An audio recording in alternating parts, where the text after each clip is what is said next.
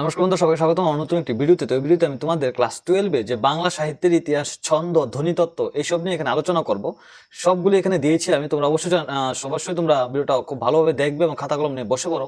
আর যাদের এই পিডিএফটা লাগবে তারা অবশ্যই আমার সাথে কন্ট্যাক্ট করতে পারো। আমি তোমাদের এই পিডিএফটা একদম ফ্রিতে দিয়ে দেবো। আর কীভাবে পিডিএফ নিয়ে তোমরা অবশ্যই জানো, টেলিগ্রামে আমার সাথে মেসেজ করতে পারো। তোমরা অবশ্যই পিডিএফটা নিয়ে নেবে আমার কাছ থেকে, যাতে তোমাদের আফিলি পরীক্ষাটা খুব ভালো হয়। এটা কিন্তু আমি একদম ফ্রিতে দিচ্ছি, ঠিক আছে? তো এখন দেখো আমরা যে কম্পিউটার স্ক্রিনে চলো।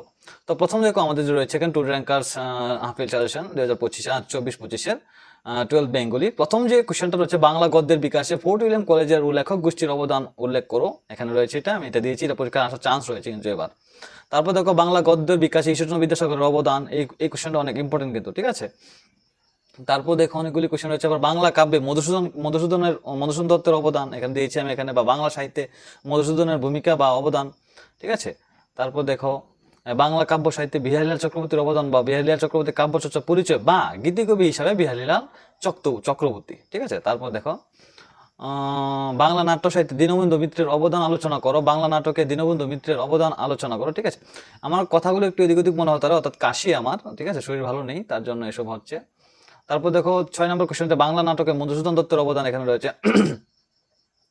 তারপর দেখো রয়েছে বাংলা নাট্য সাহিত্যে নাট্যকার রবীন্দ্রনাথ ঠাকুরের অবদান এখানে ইম্পর্টেন্ট রয়েছে কিন্তু। রবীন্দ্রনাথ ঠাকুর তো জানোই কে। বাংলা নাট্য সাহিত্যে বিজন ভট্টাচার্যের অবদান এখানে, বা বাংলা গণনাট্য আন্দোলনে বিজন ভট্টাচার্যের অবদান এখানে রয়েছে। তোমরা অবশ্যই এটা ফলো করবে, খুব ভালোভাবে দেখবে। আর যারা ভিডিওটা দেখছো তোমরা অবশ্যই এটাকে স্লো করে করে দেখবে, যাতে করে তোমরা খুব সুন্দরভাবে এটা খাতায় নোট করে নিতে পারো, ঠিক আছে? পজ করে করে নোট করে নেবে। তারপর দেখো ধ্বনিতত্ত্ব, এখন আমরা আছি ধ্বনি কয়েকটা আমাদের রয়েছে এখানে। তো স্বর সঙ্গীতে এখানে রয়েছে, তারপর স্বরভুক্তি এবং বিপর্যস্ত এখানে রয়েছে, ধ্বনি বিপর্যয় এখানে রয়েছে, অপনিহিতি, অবিশ্রুতি, ঠিক আছে, সমীভবন। তারপর যাচ্ছি আমরা ছন্দে। তো ছন্দের মধ্যে দুইটা ছন্দ রয়েছে, একটা হচ্ছে স্বরবৃত্ত আর একটা হচ্ছে মাত্রাবৃত্ত। স্বরবৃত্ত ছন্দ কাকে বলে বা দলবৃত্ত ছন্দ কাকে বলে এখানে দিয়েছি। পরীক্ষায় কিন্তু কাকে বলে বৈশিষ্ট্য আর উদাহরণই আসে, ঠিক আছে? তো কাকে বলে এখানে বৈশিষ্ট্য এখানে দিয়েছি, আর উদাহরণ নিচে রয়েছে, তোমরা অবশ্যই দেখবে এটা, ঠিক আছে?